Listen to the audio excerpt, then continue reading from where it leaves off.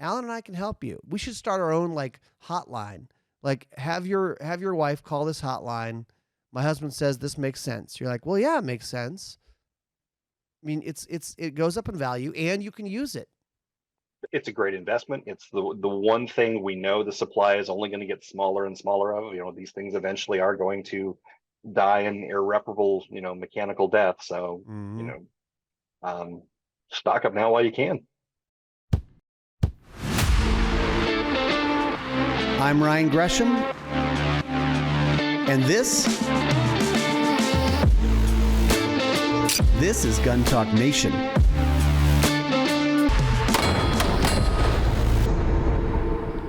This Gun Talk Nation is brought to you by Primary Weapon Systems, Remington Ammunition, Guns and Gear Television, FN, MGM Targets, Silencer Central, and Range Ready. All right, welcome into Gun Talk Nation. Today on Gun Talk Nation, a guy who you probably don't know, but everybody in the industry knows because he's like a behind-the-scenes guy.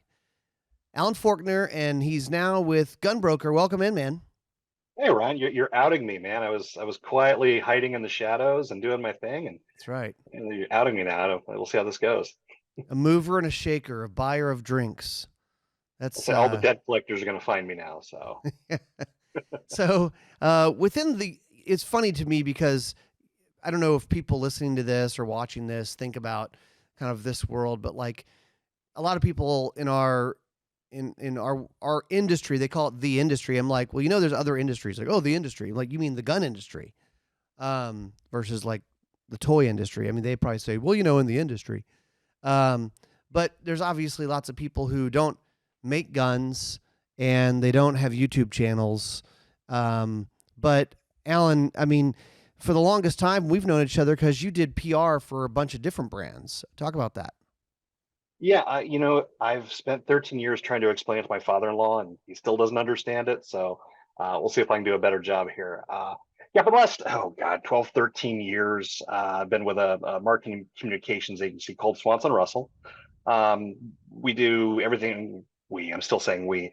They do everything from the print ads to the website design to buying the media, you name it. And I, up until a few months ago, ran the PR department. It's kind of a misnomer. We don't really do public relations in the industry.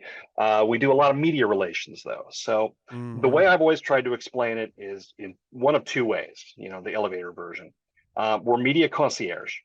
So whatever folks like you or KJ or Tom need to put on your shows, develop your content, tell your stories, I'm here to help. And that can be gear, that can be information, that can be access, whatever it takes for you to get your job done. And ideally, you're doing it in a way that's kind of helpful or, at least not tremendously detrimental to my client. That's what I'm there for. The second way I describe it as we translate engineer into English. So especially in our space, a lot of the products are very technical. And the people who design them sometimes get caught up in the science of it. Yep. I had one client that they made a advance in the chemicals you put on the outside of a lens to make the optics work better. So increase, without getting super technical, to increase the amount of light waves that make it all the way through the glass to your eye. Because the more light waves, the better the image.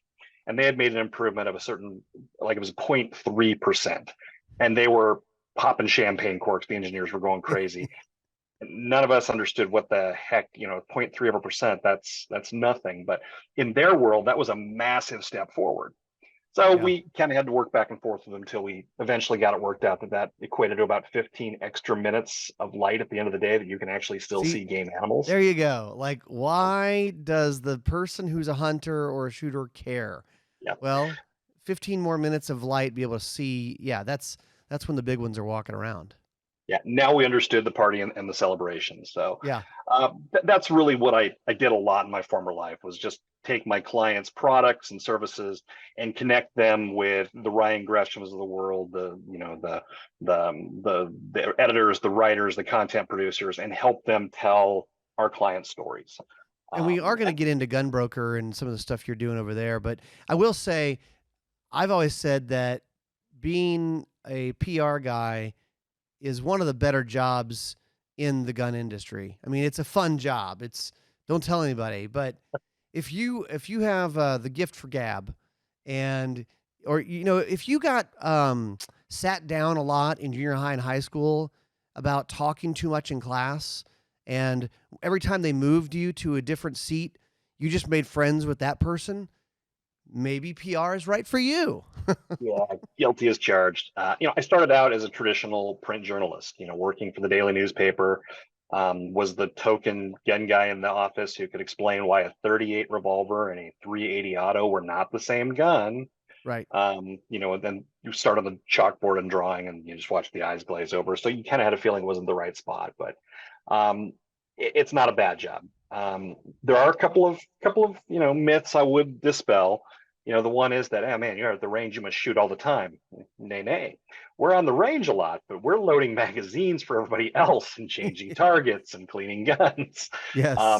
Thumbs of steel. I can load mags all day long. And you have to be Um, able to write too, like writing a you do. lot of press releases and stuff like that.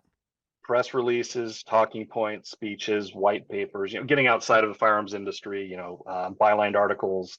Yeah, if you don't like to, I also tell, when I was hiring people, if you don't like to write, it's not really the gig for you. Yeah, there's a lot of relationship building. There's a lot of event planning. There's just a lot of just strategic of, is it news is the question we're always asking. But at the end of the day, everything we do is written in some way, shape, or form. So you've got to be a passable writer, preferably a really good writer. The people who are good at this are really good writers. Yeah. Well, and so you went from a company that's a lot behind the scenes for most end users, or I don't like the word end users or consumers. I just like shooters and hunters, right? If somebody listen to this, he's like, I'm not an end user. I'm a shooter or I'm a hunter. But you went from a company that was kind of behind the scenes to one that most people know if they're into guns, Gunbroker, gunbroker.com. And so, I mean, I guess let's just jump into what's the fun stuff. I mean, what are you doing over there? What do people need to know about Gunbroker right now?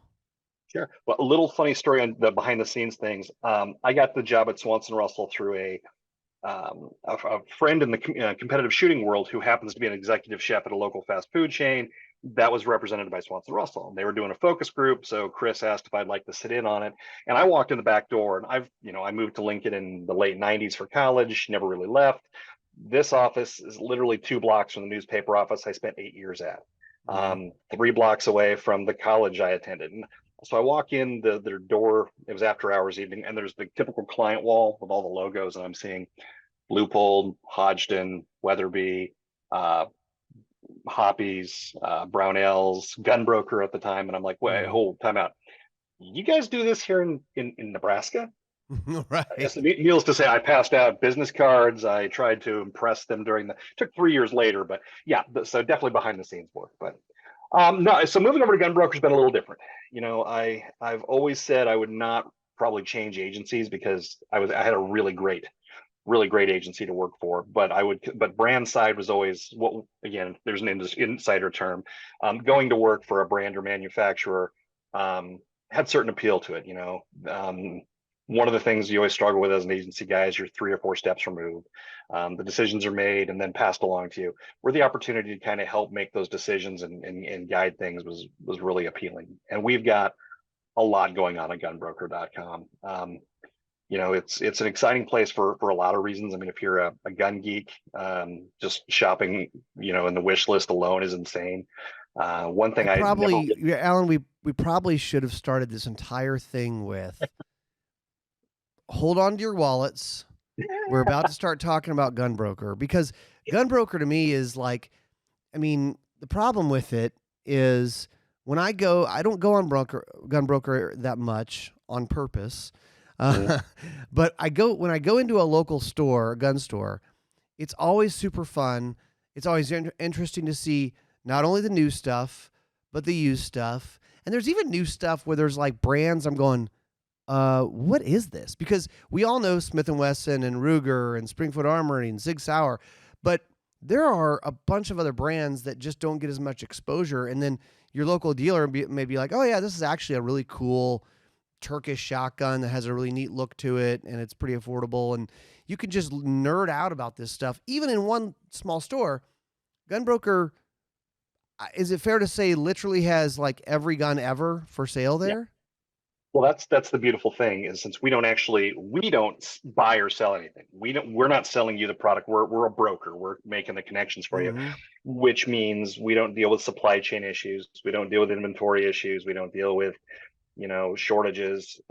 If your favorite gun went out of production, we still probably have them. So if you're still mad at one of the big guys for discontinuing I don't know, a 41 Magnum or something you really loved, Mm-hmm. come check us out. We probably got one. Um, Yeah.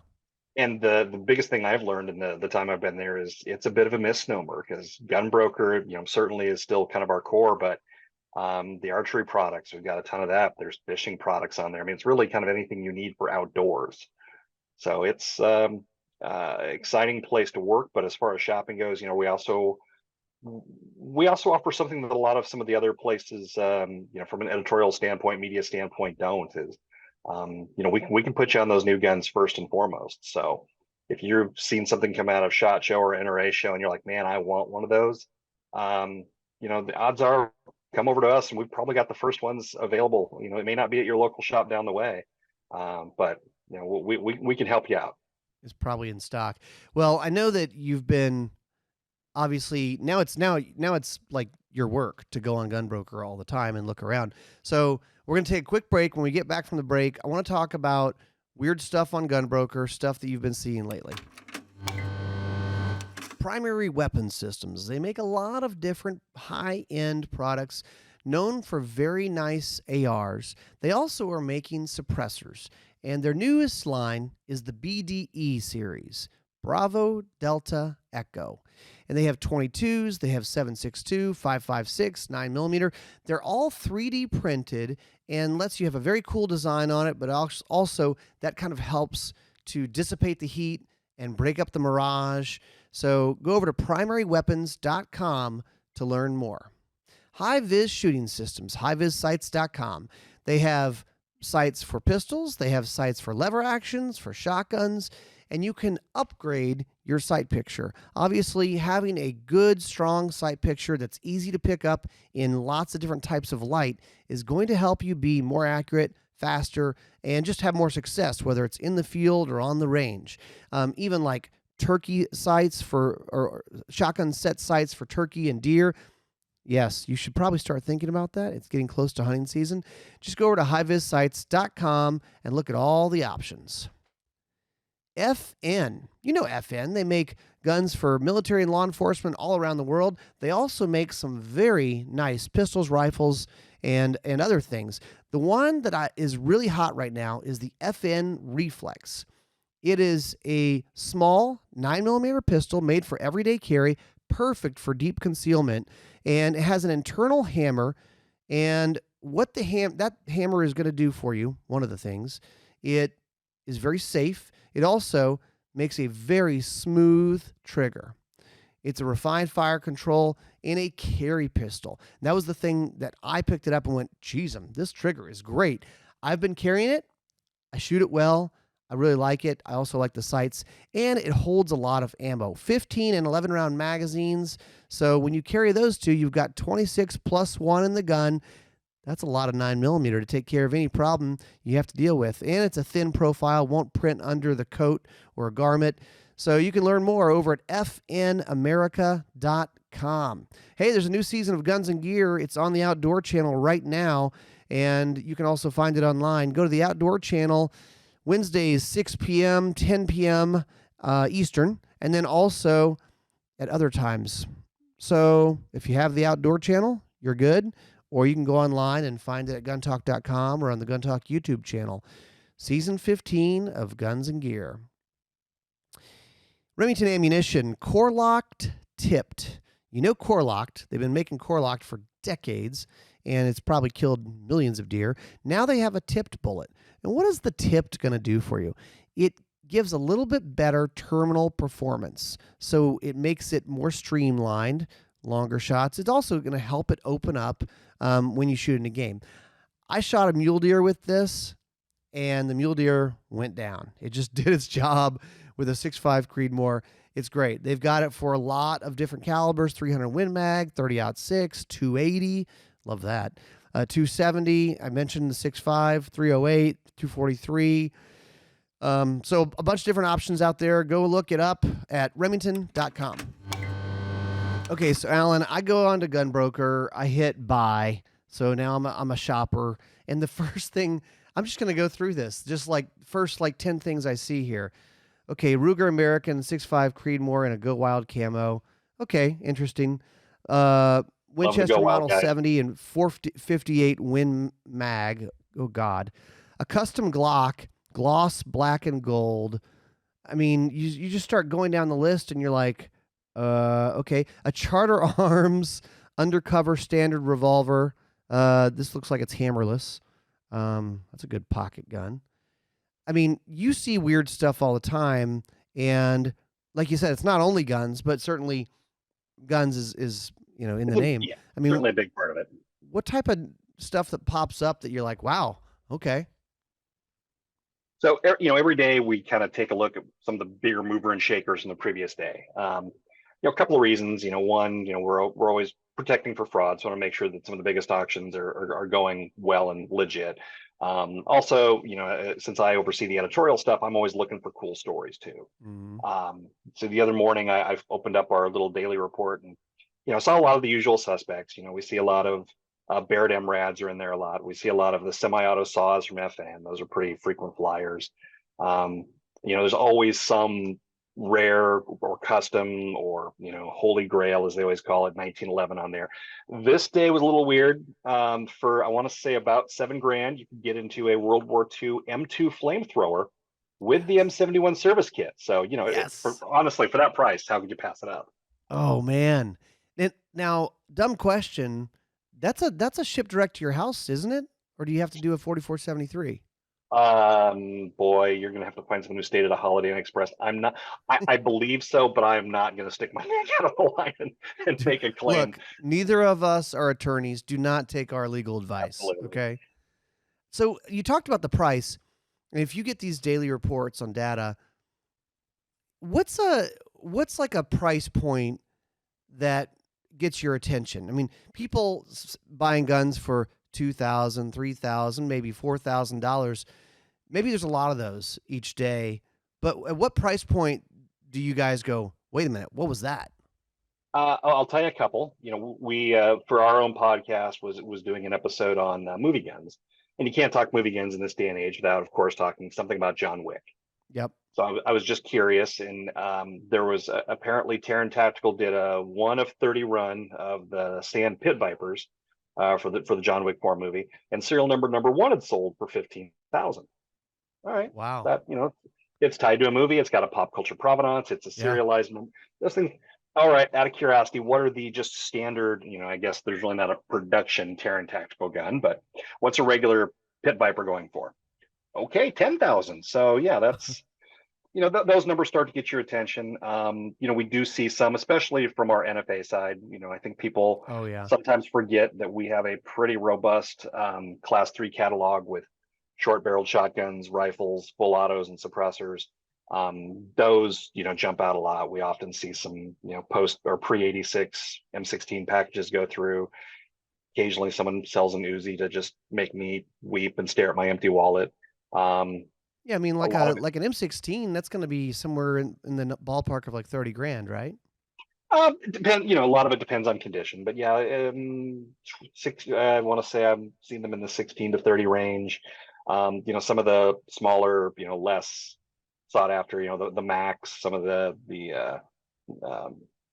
what the other brand I was thinking of, but yeah, they'll run you there. You can still get into Class 3 for right around 10 to 15. Of course, we all know that the real cost of NFA items are feeding them, yes. Which we also sell ammo. I mean, that's a good point, and something that we probably don't talk a lot about is, yes, you can own a machine gun. If you can own a gun or a silencer, or you can own a machine gun. It's just some paperwork.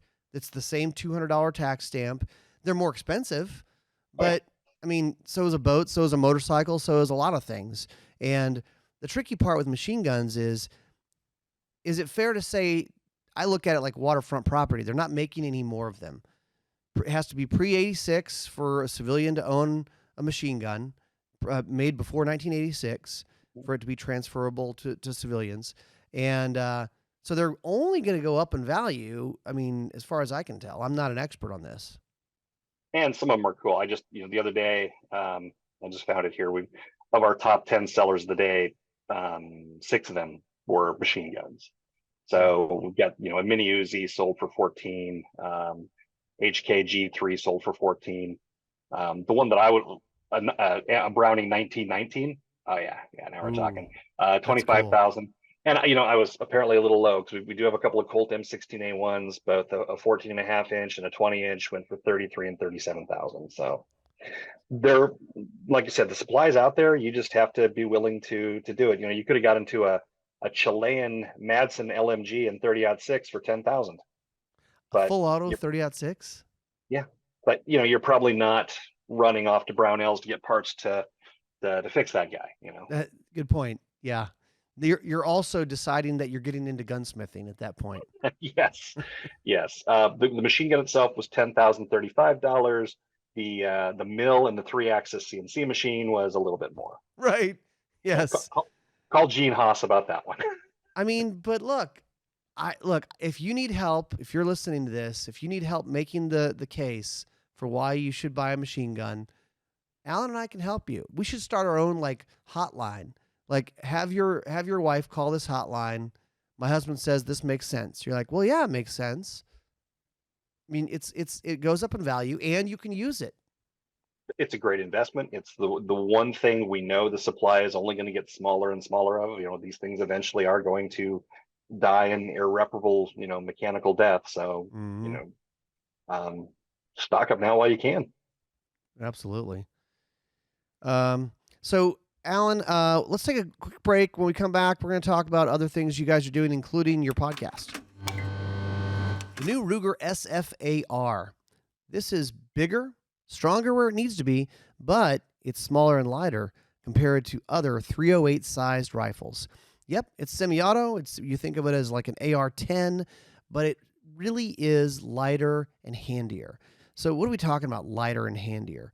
Well, it is a true small frame auto-loading rifle. It's basically similar in size to a 5.56 AR, but this one is in .308. They also have it available in 6.5, or at least I'm told that's coming. I hope I didn't just let the cat out of the bag. But they have it in 20-inch barrel and a 16-inch barrel, and we're talking, weight of under 8 pounds in these, depending on your configuration. So learn more over at Ruger.com. Silencer Central makes it easy to buy a silencer. If you don't have one yet, I don't even know what you're doing with your life. Go over to silencercentral.com and say, yes, I want to buy a silencer. And they will walk you through the process. They will email you the paperwork. You can text them or email them the information needed. They'll hold your hand. They make it easy. They also have a bunch of silencers for sale, and they're really good ones. The Bansh series, they're phenomenal. SilencerCentral.com to learn more and get started on the process to shooting silenced. RangeReadyStudios.com is where you go to learn about all of our training courses. Colt 1911 Experience, class is full. Semi-auto pistol operator in September. You can still do that. Hands to Guns with Max Michel and Steve Tarani in October. Still a few spots open. The Ruger SFAR Experience and EOTech Optics. That one is full. Guys, these fill up fast. Go to RangeReadyStudios.com to learn more about what we're doing. Even sign up for the email newsletter because those are the first people to hear about new classes when they drop. And the newest one that just dropped is the Hodgdon Experience with the Ultimate Reloader. It's a reloading class. We're going to be working on .308 loads. We're going to teach you how to really fine-tune these and do some really cool reloading tricks. That one's in November. RangeReadyStudios.com is where you go to learn more. Sig Sauer brought out the P322, the most advanced, highest capacity 22 pistol in its class. And when we got it here, we went, I love this because it feels like a regular semi-auto pistol. It's not a goofy setup for a 22. It's the same controls, similar feel and grip and function and aiming it. So it really is a great practice gun, I think. And then I think you could obviously use it for a lot of other things. 21 round capacity, optics ready, suppressor ready, interchangeable trigger shoes, fiber optic sights, ambidextrous controls. I mean, this sucker is ready to get out there and shoot, and it's not going to cost you a bunch because it's a 22. SigSauer.com is where you go to learn more. The P322.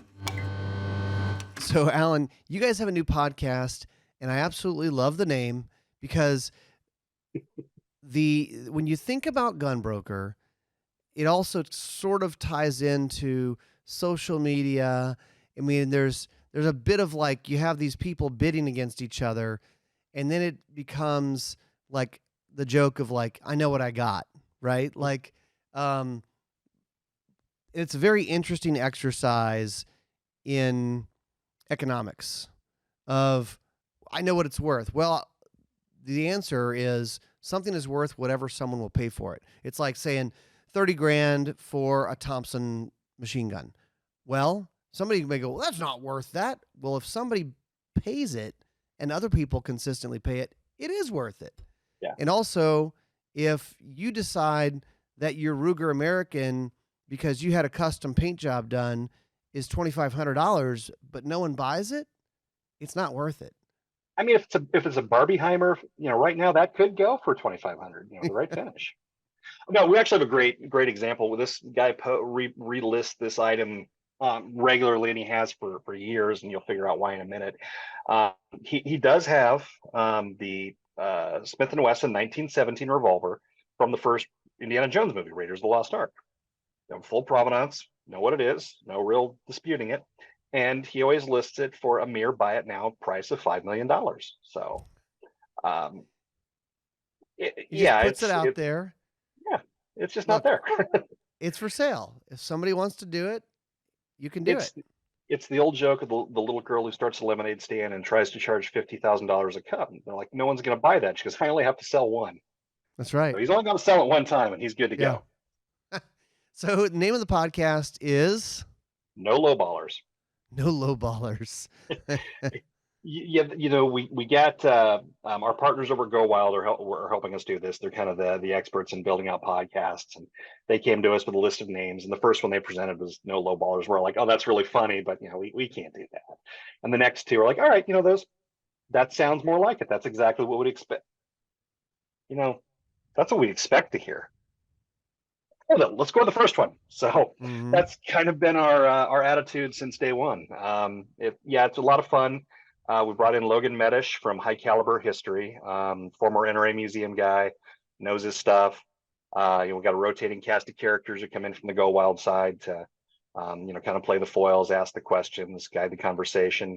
I throw out, some of the interesting things we've seen on Gunbroker, a few little things I've picked up in the industry over the years. We've got some guests lined up coming up down the road, and hopefully, even though it's too early to really think about it with SHOT Show, we're hopefully going to get a lot of great content in the can by just some folks there as well. So it's a history focused podcast, but not quite the same history that you might think of from a Dan Carlin or some of the true historians who will go on for 4.5 hours about the difference in the cuts on the hilt of this saber versus that saber. We're a little more loose and fun with it, a little more pop culture focused. We get a little off the rails sometimes, but overall, we like to think it's an interesting look. You might come across or come away with something that maybe you didn't know about a certain gun or its use or its ties to history. Just be entertained and maybe a little educated. Okay, cool, good. So I mean, I don't know if you're the guy to ask, but you do work there. So if somebody's likes to go on Gunbroker, they occasionally participate in the bidding, maybe they buy some things sometimes, maybe they sell some things. Are there any like best practices or strategies for whether selling or buying? There are. The selling is pretty straightforward, and that's visuals. Great photos move. There was a small technical hiccup that for a few hours one day took photos offline, and the performance and sales, it was, absolutely measurable. So all the photos on the website just didn't work for a little while? Yeah, they just didn't work for a while, and the sales and transactions were definitely impacted. So when they came back up, the numbers came right back up. So great photos, your product, good pictures too, preferably well lit, preferably some nice detail stuff, not taken with a potato, but a nice camera. Mm-hmm. Good descriptions always help, unless you like answering a lot of emails with what you feel like might be stupid questions, but they're only stupid questions because you didn't explain it in the description. Certainly a good way to help product move. Um, if you actually go on gunbroker.com, there's some tools for sellers that can, there's some best tips on how to work you through all this stuff. And Gotcha. worst case scenario, give our team a shout. They'll always, help you out there too. Because you can, promote your sales. You can do some different colored things. There's also a few notes in there of things not to do. Don't cover your photo up with a lot of text and other stuff that just makes it, like trying to look through the shop window and they've got stickers or bars all over and Yeah. you can't see anything. So from the buying perspective, there's a lot of strategies, a lot of different ways to do things. We've got 3 different types of sales. There's the buy it now, which is kind of like shopping on Amazon. You go on, you find something at the price you want, you buy it. Mm-hmm. Which in this case is actually connecting to the buyer to buy, but you get the idea. There is the traditional auction, which is what you think of. You bid until the end of time, the high bidder wins. And then there's a buy it now price, which is an auction to a certain point, and then you're bought and done. And all kind of have their own strategies. The straight sale, I mean, that's a straight sale. That's pretty straightforward. Buy it nows, often you can get into those under the bid. So if the buy it now is $2,000, take a shot at a bid for 17. It might still clear through. I will say don't sleep on the penny auctions.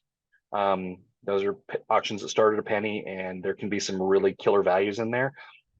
Other times things get a little crazy and insane, and you're a little taken aback by the price that it went for. But I wonder how often I mean, think about, I feel like right now you have 2 things happening that could be a wonderful time to buy used guns. One is you've had, not only in the last 2 or 3 years, but in the last 10 years, you've had a lot of guns sold.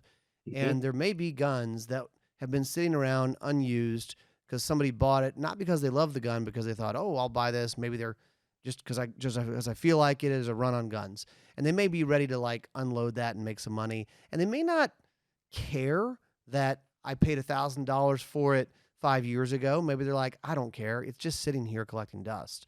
The other thing is the whole baby boomer generation getting older thing, and people inheriting guns that they just don't know what to do with or they don't really care about. And I think if you are a gun enthusiast, I think there's some possible really great deals. Yeah. One of my colleagues loves antique old revolvers, and he is always able to find a deal somewhere. Now, Dave is also, of course, an expert at our site, so he's really good at saved searches. You can basically tell the site, I'm looking for. If it was me and I don't know, came across a lottery win, I am looking for a Bren 10 with 2 magazines. Every time something like that pops up, I get a heads up of it. So, Yeah.